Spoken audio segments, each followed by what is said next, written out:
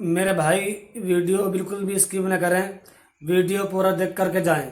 یہ ویڈیو مفتی سلمان اظہری کا بیان ہے۔ اس ویڈیو کے اندر اور مفتی سلمان اظہری نے جیل کے اندر رہ کر یوسف علیہ السلام کی سنت کو جو ادا کیا وہ کیسے کیا، آئیے ویڈیو کو سنتے ہیں، پھر بعد میں مولانا صاحب ہمارے ساتھ بیٹھے لبیک لبیک لبیک کہہ رہے تھے۔ دوسرے دن ان کو تھانے بلا لیا گیا، وہ ڈرے سہمے ہوئے گئے۔ جو بھی رپورٹ ہوئی، رات کو مجھ سے کہنے لگے فون پر کہ حضرت میرے ساتھ تو ایسا ہو گیا ایسا ہو گیا ایسا ہو گیا۔ یہ میرے تو اندر جانے سے پہلے کی بات۔ میں نے ان سے کہا تھا مولانا ابھی شرمندگی کس بات کی، تھانے بلایا گیا تو فخر کرو، چوری پہ نہیں بلایا گیا، اپنے نبی کے نام پر بلایا گیا ہے۔ کیا کہنے؟ کس بات کا ڈر ہے؟ اسی لیے میں نے قید خانے میں اندر بیٹھ کر کے ایک کلام لکھا تھا جس کا یہ شعر تھا، فخر ہے اس بات پر قیدی بنا ہو اس نام پر، فخر ہے اس بات پر قیدی بنا اس نام پر، یہ تو ہے سنت بلالی بن گئی قسمت میری، یہ تو ہے سنت بلالی بن گئی قسمت میری، بیڑیاں ہاتھ میں کیا گردن میں بھی ڈال دو آپ، ہے انہی کے نام کا سب زندگی اور موت میری، اس لیے کرتا ہے جھوم کر سلمان اب، قید تھی نہ جیل تھا، جیل تھی نہ قید تھی، بڑھنی تھی بس عزت میری۔ یہ ایک ریہرسل تھا، قید تھی نہ جیل تھی، بڑھنی تھی بس عزت میری۔ اللہ کریم کس راستے سے گزارتا ہے اور کہاں تک پہنچتا تھا۔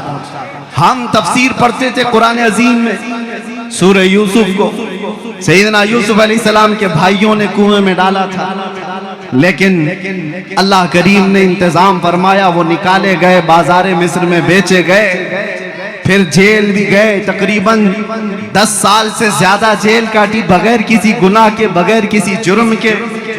صبر آسان نہیں ہوتا میرے عزیزو، جیل کے اندر ایک دن جو سال بھر کے برابر لگتا ہے۔ اس نبی کو یاد کر کے باہر رہ کر کے وہ فیل نہیں کر سکتے تھے کہ کیسا قید کاٹا ہوگا بغیر جرم کے، اور اس کے بعد واپس آتے ہی رب تبارک و تعالیٰ نے ان کو وزیر اعظم کی کرسی پر بٹھا دیا۔ جیل سے نکلے سیدھے بادشاہ کی وزیر اعظم کی کرسی پر۔ یہ مرحلے ہوتے ہیں، رب تبارک و تعالیٰ فرماتا وَكَذَلِكَ مَكَّنَّا لِيُوسُفَ فِي الْأَرْضِ، اسی طرح سے ہم نے زمین میں یوسف کو تقویت دی، قرار دیا۔ یہ رب کے فیصلے ہیں، اسی لیے میں کہتا ہوں مجھے ذرا برابر بھی آر اور عیب محسوس نہیں ہوتا۔ جیل میں جا کر کے آنے والا منہ چھپا کر گھومتا ہے، وہ ڈر ڈر کر کے گھومتا ہے، عزت چلی گئی، جیل چلے گئے تھے۔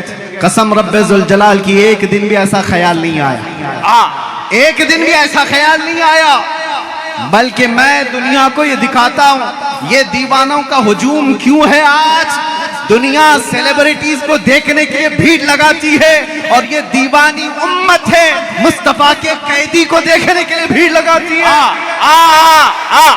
مزاج کچھ اور ہے، امت کا مزاج کچھ اور ہے۔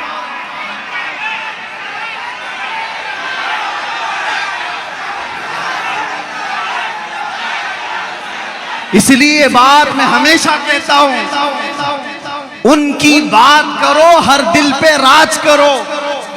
اس امت کا مزاج الگ ہے، یہاں صرف چمکنے والے چہرے اور لالی پاؤڈر کے دیوانے ہی نہیں ملتے۔ ہو سکتا ہے ہمارے جوان تھوڑے انٹرٹینمنٹ کے چکر میں گلیمر کی دنیا کے پیچھے بھاگ جاتے ہوں گے، لیکن ان کا دل چیر کر کے دیکھو تو اس گلیمر کو یہ کسی نہ کسی دن لات مارتے ہیں، اور پھر یہ کہتے ہیں اپنا سب کچھ گنبد خضرا کل بھی تھا اور آج بھی ہے، میرے نبی سے میرا رشتہ کل بھی تھا، اور بس اس ایمان کی بقا میں چاہتا ہوں میرے عزیزو، تمہارے سینے میں یہ دھڑکن باقی رہے، یہ عشق مصطفیٰ کی لو جلتی رہے، اور تمہاری زندگی اسی طرح برقرار رہے گی۔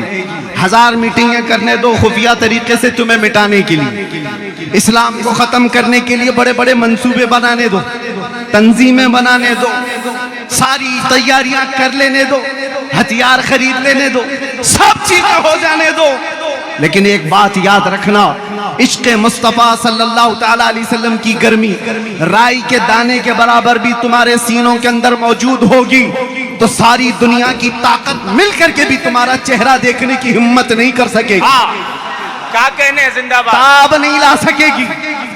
اسی لیے تو اقبال نے کہا تھا ٹل نہ سکتے تھے جنگ میں اگر اڑ جاتے تھے، پاؤں شیروں کے بھی میدان سے اکھڑ جاتے تھے، حق سے سرکش ہوا کوئی تو بگڑ جاتے تھے، ارے تیغ کیا چیز ہے ہم توپ سے بھی لڑ جاتے تھے۔ یہ ہمارے آبا و اجداد کا شیوا رہا ہے، ہمارے بزرگوں کی جو اسلاف کا طریقہ کار رہا ہے وہ آپ کے سامنے رکھ رہا ہوں۔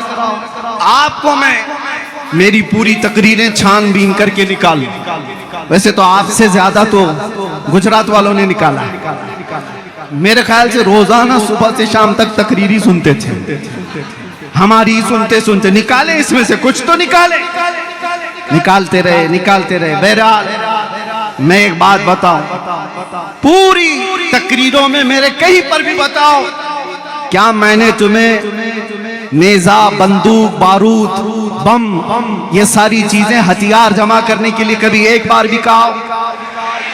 لا کر کے دکھاؤ۔ اس لیے کہ ہم اس غریب نواز کے غلاموں میں سے ہیں جو ہندوستان آئے تھے تو گدڑی پہن کر کے آئے تھے اور آج لاکھوں دلوں پر راج کرتے ہیں۔ وہ کون سا توپ لے کر کے آئے تھے، کون سے بندوقیں اٹھا کر کے آئے تھے؟ ہاں اس زمانے میں اور بھی بادشاہ آئے تھے، شہاب الدین غوری شکست کھا کر کے واپس جا رہا تھا، غریب نواز سے ملاقات ہو گئی تھی، 8 فقیروں کی جماعت آ رہی تھی، اس نے پوچھا کہ کہاں جا رہے ہیں؟ بابا نے کہا ہندوستان فتح کرنے جا رہے ہیں۔ جو راجے مہاراجوں سے لڑ کر کے واپس جا رہا تھا شکست کھا کر کے، وہ 8 فقیروں کی جماعت کو دیکھ کر کہنے لگا کہ آپ کے پاس کیا ہے جو آپ ملک ہند کی فتح کی بات کر رہے ہو؟ سرکار غریب نواز نے فرمایا تم میں ہم میں فرق یہ ہے تم ہتھیاروں پہ بھروسہ کرتے ہو، ہم اللہ کی ذات پہ بھروسہ رکھتے ہیں۔ میں آپ کو بھی یہی کہتا ہوں، میں نے اپنی تقریروں میں کہیں کوئی چیز جمع کرنے کے لیے نہیں کہا رہے میاں بلیڈ بھی رکھو گے تو آتنکوادی کہلائے، ہمارا تو حال یہی ہے، پلاسٹک کی چاقو بھی رکھو گے تو کل نیوز میں آ جائے گا، کل خبر بن جائے گی کہ تمہارے پاس فلاں فلاں چیزیں تھی۔ میں ان تمام باتوں کی طرف نہیں تمہیں لے جانا چاہتا، بس ایک بات ہے جو تمہیں زمین سے اٹھا کر آسمان تک لے جاتی ہے، وہ بات کیا ہے؟ کہ محمد سے وفا تو نے، کہ محمد سے وفا تو نے، تو ہم تیرے ہیں، یہ جہاں چیز ہے کیا؟ لوح و قلم تیرے۔ اہل بیت اطہار کی بات ہے یہاں پر آج میں آپ کے سامنے بتاؤں، یہ آپ کا جلسہ جو ہر سال محرم الحرام میں فضائل اہل بیت پر کیا جاتا ہے، کون ہے وہ اہل بیت؟ حضور پاک صلی اللہ تعالیٰ علیہ وسلم کا وہ گھرانہ جن کی عظمت کی آج ہم قسمیں اٹھاتے ہیں، جن کی پاکی اور بزرگی کی باتیں آج ہم کرتے ہیں، لیکن کیا کبھی آپ نے یہ دیکھا کہ ان کی قربانیاں کتنی؟ اہل بیت میں سے مولا علی کرم اللہ وجہ الکریم شہید ہیں، بڑے بیٹے امام حسن شہید ہیں، دوسرے بیٹے امام حسین شہید ہیں، نیچے نسل میں آؤ زید ابن علی شہید ہیں، سب ظلمن شہید کیے ہوئے لوگ ہیں۔ اہل بیت کا پورا گھرانہ اسلام کے لیے قربان ہوا۔ اہل بیت کا تذکرہ کرنے سے پہلے ہوش و حواس کے ساتھ آپ سے میں کہنا چاہتا ہوں، دل میں اگر ہمت ہے، جگر ہے تو یہ سنو اور ان کا نام لو، ورنہ بزدلوں کو یہ زیب نہیں دیتا کربلا کی داستان سننا اور سنانا، بزدلوں کا شیوا نہیں ہے یہ۔